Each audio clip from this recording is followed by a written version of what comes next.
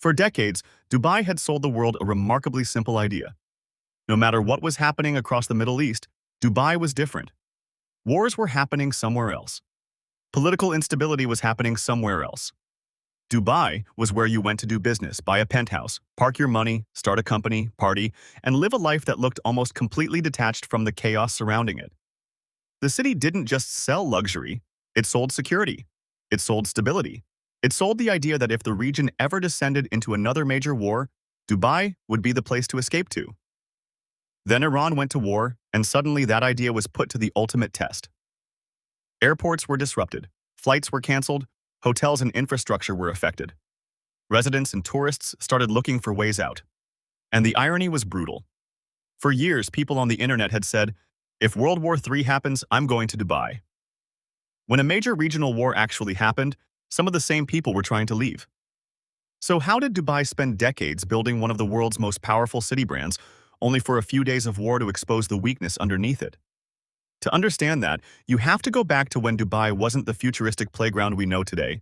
It was a desert trading center trying to figure out what it could become after oil. And instead of becoming another oil-rich state, Dubai made a different bet. It would turn itself into a product. The Burj Khalifa, Palm Jumeirah, the World Islands, massive shopping malls, indoor ski slopes, 7-star hotels, artificial islands built in the shape of a palm tree, projects so ridiculous that they sometimes seemed less like infrastructure and more like advertisements you could walk through. But that was the point. Dubai understood something incredibly well. A city doesn't always need to sell what it produces. Sometimes it can sell the image of what it represents. And Dubai's image was ambition. It was modern. It was luxurious. It was open to foreigners. And increasingly, it was marketed as a place where wealthy people could keep more of their money. The tax environment became one of the city's biggest selling points. For wealthy individuals and entrepreneurs from high-tax countries, the attraction was obvious. Move your business, move yourself, or move your wealth to Dubai. And the financial equation could look very different. But once you build a city around attracting money, you don't get to choose exactly which money shows up. Dubai's property market became a magnet for legitimate investors, billionaires, celebrities, and entrepreneurs. It also attracted people whose money raised much more uncomfortable questions. Thank you for making it this far. If you're enjoying stories about money, power, war, and crime, please consider subscribing. I'm trying to reach 500 subscribers by the end of this month. And if you don't feel like subscribing for now, please leave a like and save this video. I really appreciate it.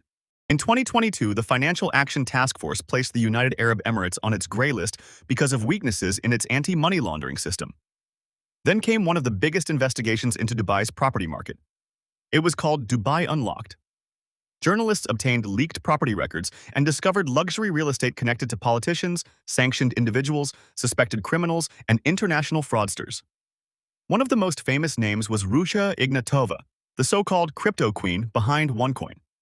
OneCoin was presented as a revolutionary cryptocurrency, but investigators later described it as a roughly $4 billion pyramid scheme that victimized millions of people.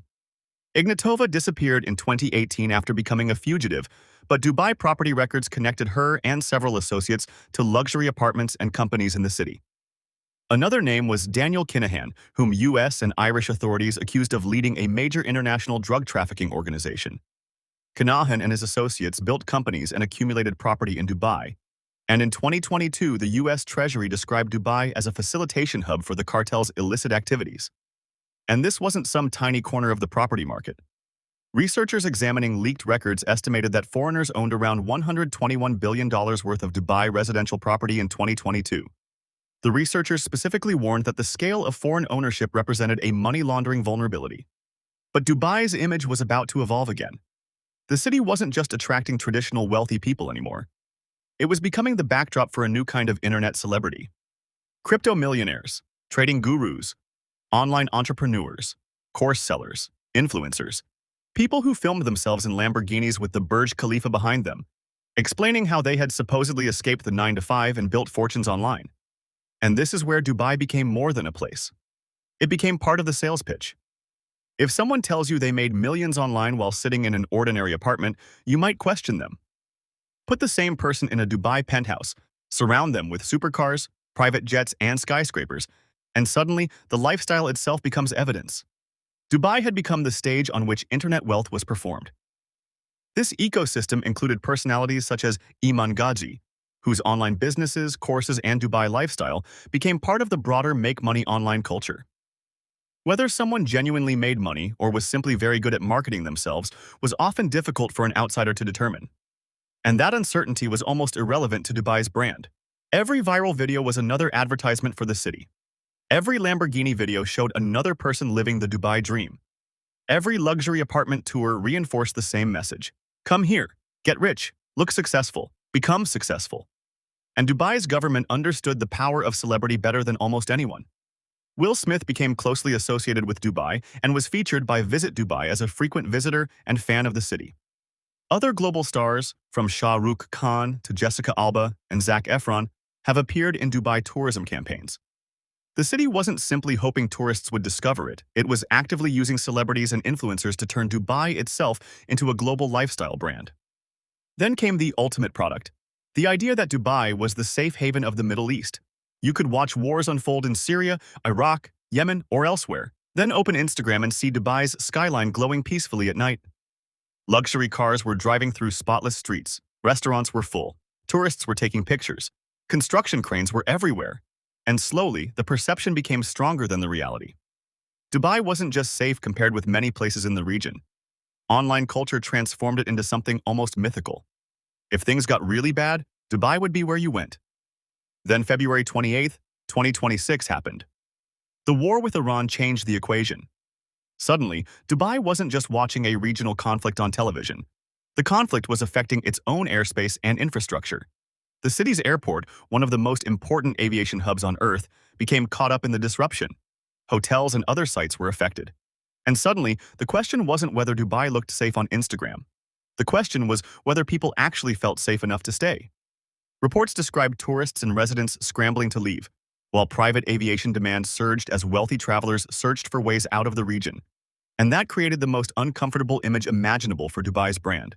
The city that had become famous for attracting people from countries affected by instability was suddenly watching some of those same people rush toward the exits.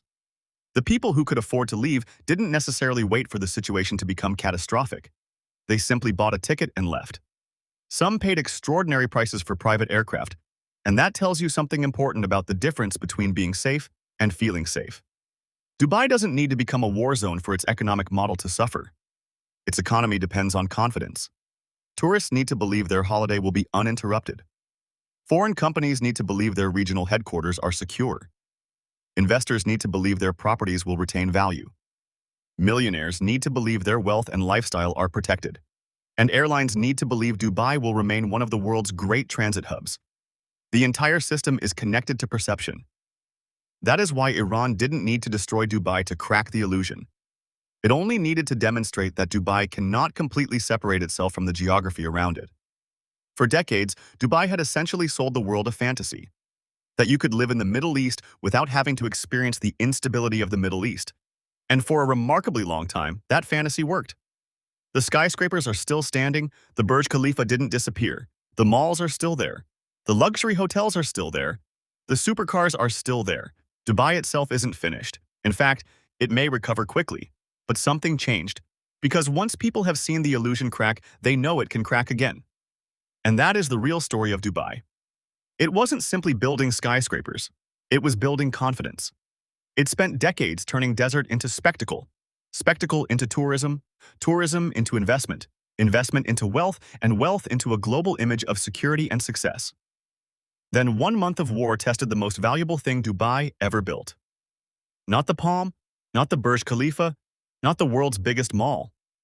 The belief that Dubai was somehow outside the chaos surrounding it. And for the first time, the people who had spent years asking, "Why would you ever leave Dubai?" were asking a very different question. How do I get out?